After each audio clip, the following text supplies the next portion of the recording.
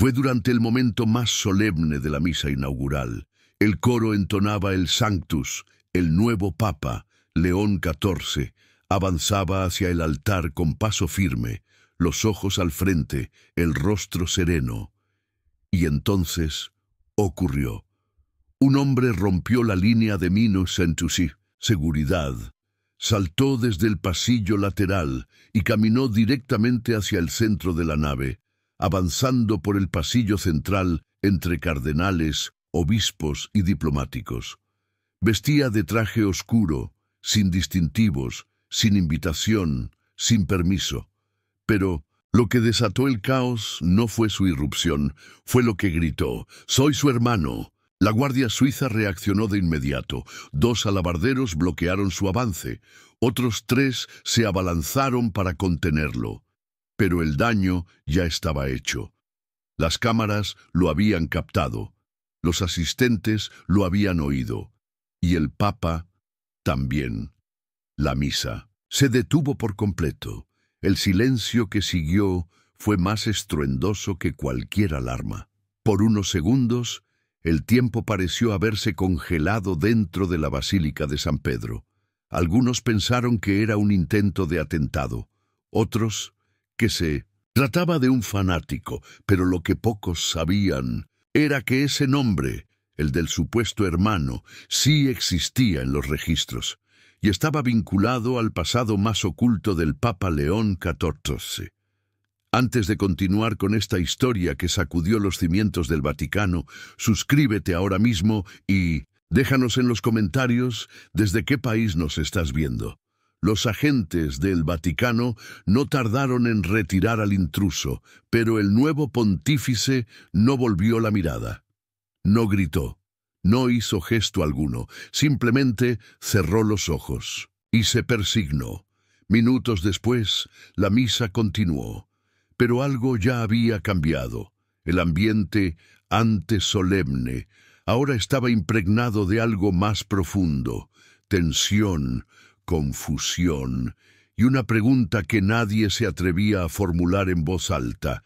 ¿Era verdad lo que dijo ese hombre? Lo que ocurrió después, fuera de cámaras, en los pasillos internos del Vaticano, no solo pondría a prueba el temple del nuevo Papa, sino la fuerza real de su fe, porque el escándalo ya había estallado, y mientras los medios hablaban de seguridad, protocolo y rumores, León XIV sabía que estaba ante algo mucho más grande que una amenaza. Estaba ante una elección, no como pontífice, sino como creyente. Las puertas se cerraron detrás de él con un golpe seco. La sala estaba en penumbra, un solo foco cenital alumbraba la mesa de mármol.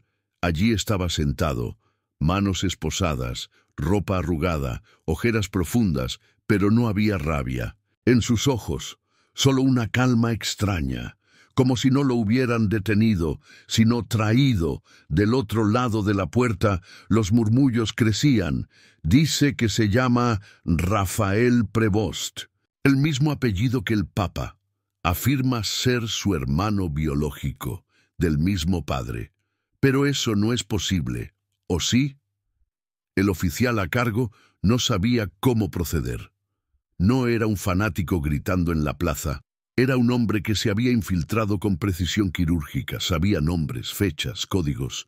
Había pasado los 2 primeros filtros de seguridad como si conociera el protocolo. Y lo que más perturbaba era lo que dijo cuando lo capturaron. «No quiero hacerle daño, solo necesito verlo.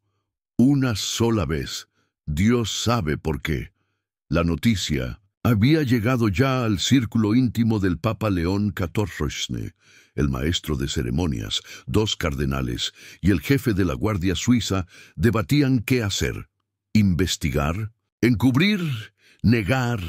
Pero León XIV no pidió un informe, no exigió un parte oficial, solo dijo: «Tráiganmelo».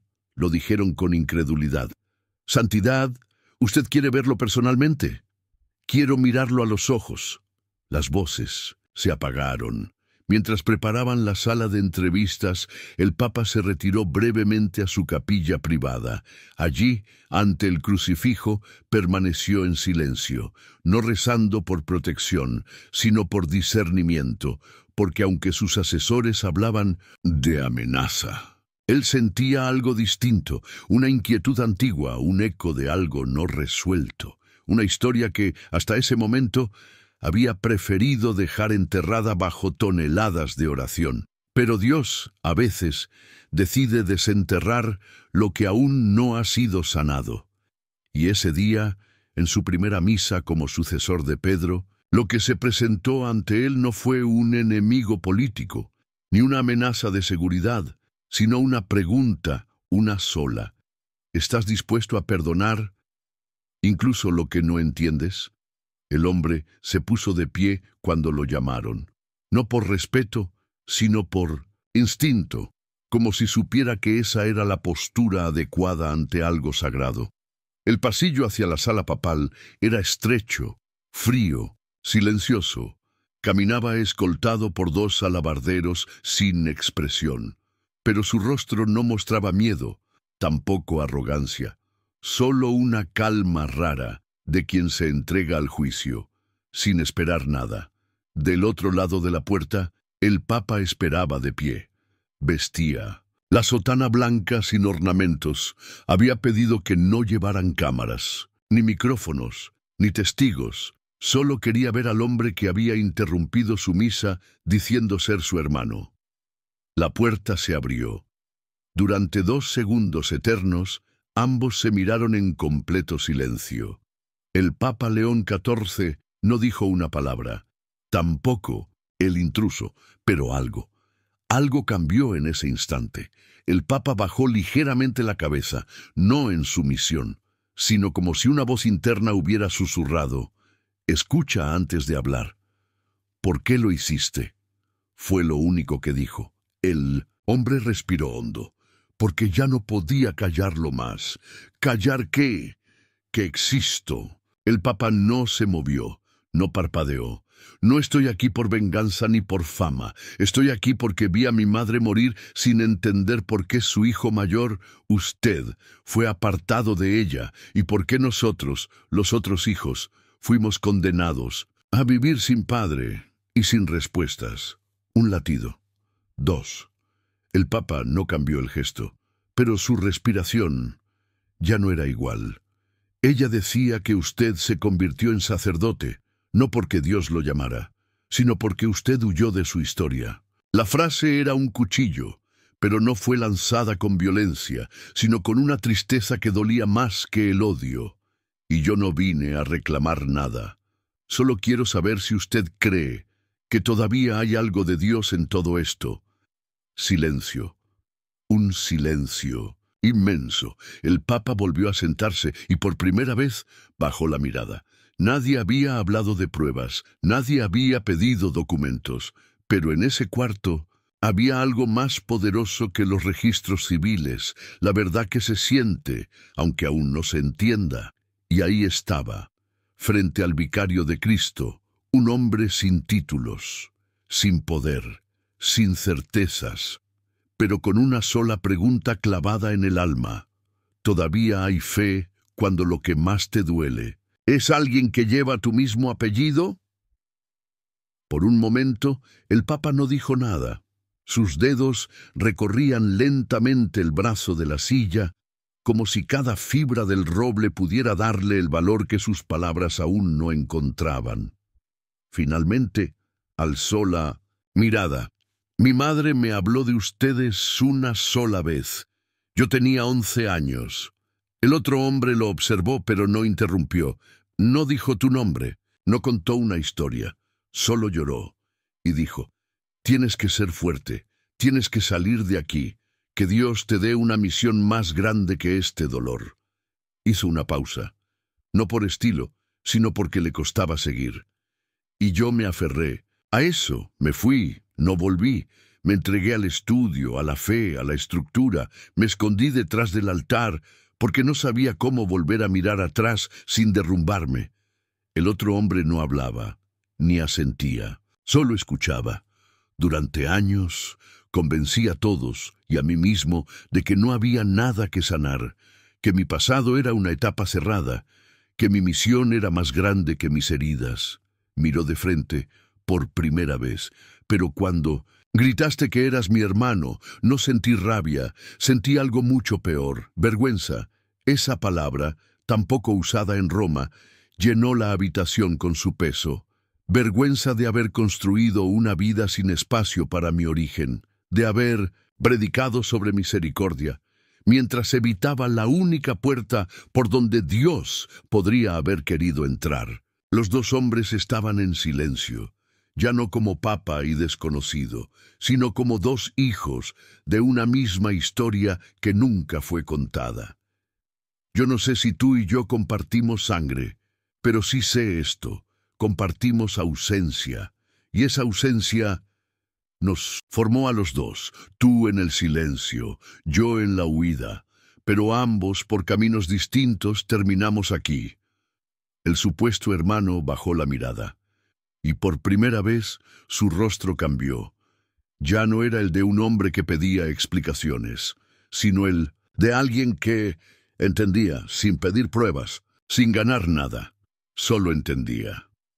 Y eso, en el lenguaje del alma, es lo más parecido al perdón. El reloj marcaba las 11:46 de la mañana. Faltaban apenas 4 minutos para que el Papa volviera al balcón principal, donde cientos de miles aguardaban su bendición inaugural. Un asistente entró a la sala, nervioso, hablando en susurros. «Santidad, la plaza está esperando, todo está listo». León XIV no se movió. Miró por última vez al hombre frente a él, y entonces dijo algo que ningún miembro del Vaticano esperaba oír ese día. «No voy a salir todavía». El asistente se congeló. «¿Perdón? Díganle al maestro de ceremonias que necesito un momento a solas». Los rostros se crisparon. Los murmullos empezaron a cruzar pasillos, pero nadie se atrevió a contradecirlo. El Papa se puso de pie, caminó hasta el centro de la sala, se quitó la cruz pectoral de oro y la dejó sobre la mesa, no como símbolo de renuncia, sino como recordatorio de que antes de ser sucesor de Pedro, fui solo un muchacho que necesitaba ser perdonado. Respiró hondo. No puedo pararme hoy ante el mundo entero hablando de fe, si no tengo el valor de encarnarla aquí, en este cuarto. Giró hacia su supuesto hermano, y entonces lo dijo: «Te perdono». 3 palabras, sin escándalo, sin espectáculo, pero tan potentes que parecieron detener el aire mismo en los pulmones del hombre frente a él. No porque haya certeza, no porque todo encaje, sino porque si soy el pastor, debo empezar por mi propia casa, y porque si alguna vez fuiste mi hermano, quiero que lo sigas siendo, y si no lo fuiste, también. El otro hombre tragó saliva, su cuerpo se aflojó, no lloró, no cayó de rodillas, solo bajó la cabeza, como si una losa invisible se hubiera soltado de su espalda, y en ese gesto el Papa entendió todo. No era un impostor, no era un loco, era, como él, un hombre roto que había sido alcanzado por la misma gracia. León XIV se volvió a poner la cruz, y antes de salir al balcón, miró una vez más al cielo y murmuró en voz baja: «No sé si esto fue lo correcto a los ojos del mundo, pero sé que fue lo correcto ante ti». Y entonces salió a bendecir al mundo. Pero por dentro ya había sucedido lo más importante. Él también había sido bendecido. Las imágenes del Papa León XIV saliendo al balcón recorrieron el mundo en segundos. Sonreía, bendecía, pero algo en su mirada era distinto. Los comentaristas no supieron explicarlo. Algunos lo llamaron serenidad, otros cansancio, pero los que lo conocían sabían que era otra cosa: paz. La misa concluyó sin más incidentes. Las columnas de la plaza de San Pedro vibraban aún con los cánticos, mientras los peregrinos gritaban «¡Viva el Papa!». Pero dentro del Vaticano no se hablaba de la homilía. Se hablaba del hombre del altar. ¿Fue su hermano de verdad? ¿Por qué no lo desmintió? ¿Por qué lo perdonó? Las preguntas rebotaban en los pasillos con más fuerza que cualquier sermón. El jefe de la Guardia Suiza se reunió con el secretario de Estado. El cardenal decano pidió una revisión del sistema de seguridad, pero nadie, ni uno solo, se atrevió a criticar públicamente lo que el Papa había hecho, porque todos los que lo presenciaron quedaron en silencio. Uno de los asistentes personales del pontífice, que estuvo en la sala, escribió en su diario esa noche: «No sé si ese hombre era su hermano, pero cuando el Papa dijo, te perdono, algo invisible se rompió en todos los que estábamos ahí, como si su fe tan humana, tan simple, nos dejara sin excusas». En los días siguientes comenzaron a llegar cartas de religiosos, de mujeres alejadas de la iglesia, de presos, de hijos que no hablaban con sus padres. Todos decían lo mismo: vi lo que pasó, y algo en mí cambió. La fe que León XIV mostró ese día no convirtió masas, no cambió dogmas, no llenó templos, pero hizo algo más difícil. Volvió a mostrar que el Evangelio no es una doctrina, sino una forma de vivir.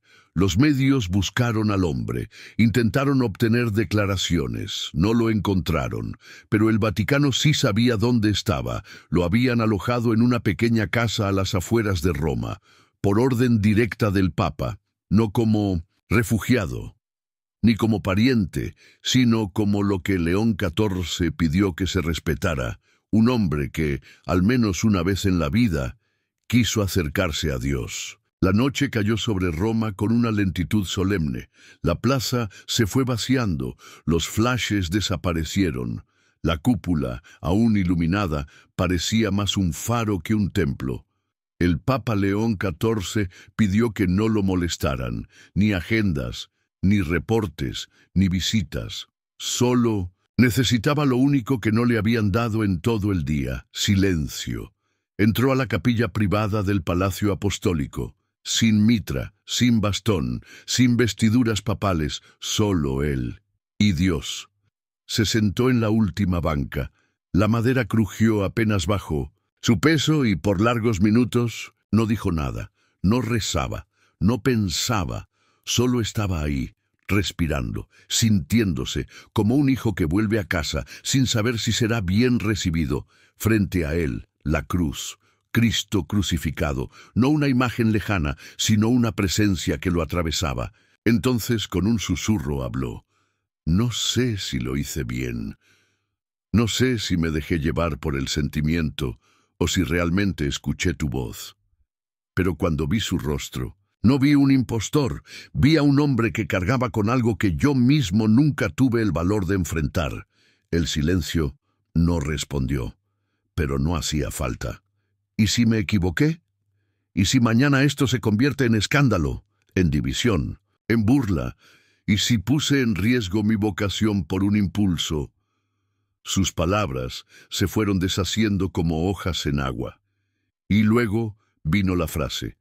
No se oyó en voz alta, pero lo llenó entero: «Bienaventurados los misericordiosos, porque ellos alcanzarán misericordia». León XIV cerró los ojos y por primera vez desde que fue elegido lloró, no de miedo, ni de culpa, sino de algo más profundo, de esa tristeza luminosa que solo nace cuando uno se vacía por dentro. Y Dios, al fin, puede entrar sin pedir permiso. Se arrodilló, no como papa, sino como hijo, y dijo una última frase, esta sí audible, apenas un suspiro en la capilla vacía: «Si perdonar fue mi error, entonces quiero seguir equivocándome así el resto de mi vida». A cientos de kilómetros de Roma, en un centro penitenciario del norte de México, un hombre observaba el noticiero en silencio. Tenía tatuajes hasta el cuello, una condena de 36 años y un hijo que no le hablaba desde hacía 5. En la pantalla, un fragmento sin contexto. El Papa perdona públicamente a un desconocido que interrumpió su misa inaugural. El reo no preguntó quién era el hombre, tampoco si era cierto, solo apagó la televisión y escribió una carta, no al Papa, ni al juez, sino a su hijo. Y por primera vez en 5 años, esa carta no decía perdóname, decía te perdono. En Minsk, un hospital de campaña en Ucrania, una enfermera católica leía un resumen de la misa papal en su celular. Llevaba semanas durmiendo poco. Había perdido a 2 colegas en un bombardeo. Leyó en voz baja, perdonó sin exigir pruebas. Y por un instante cerró los ojos. Recordó a su hermana, con quien no hablaba desde hacía 10 años por una discusión inútil. Esa noche buscó señal de internet entre los escombros del edificio y le escribió, no sé si tenemos la razón, pero aún podemos tener a Dios. En una iglesia casi vacía de Verona, una anciana limpiaba las bancas al final del día. No tenía redes, no tenía televisión, solo una radio pequeña que había dejado encendida sin querer. La voz del Papa, recogida por una emisora local, resonó brevemente. Si alguna vez fuiste mi hermano, quiero que lo sigas siendo, y si no lo fuiste, también. La mujer se detuvo, miró la cruz al fondo del templo, y por primera vez en años no pidió nada, solo dijo, gracias, por recordarme que la fe no se perdió.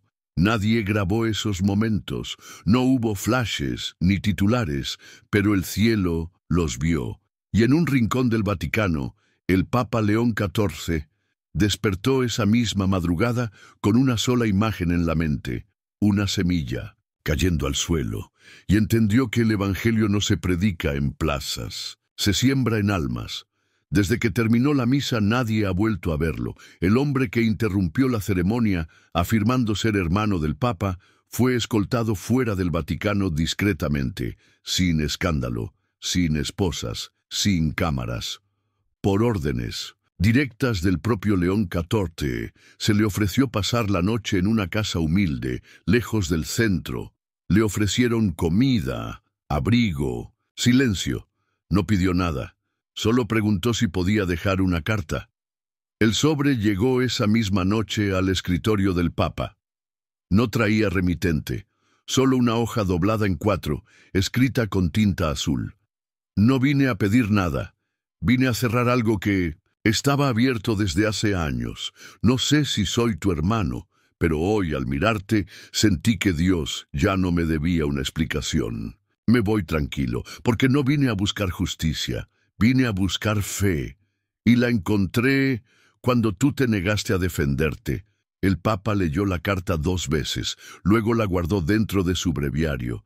No dijo una sola palabra al respecto, pero durante las vísperas, los asistentes notaron algo distinto, no en sus gestos, ni en su discurso.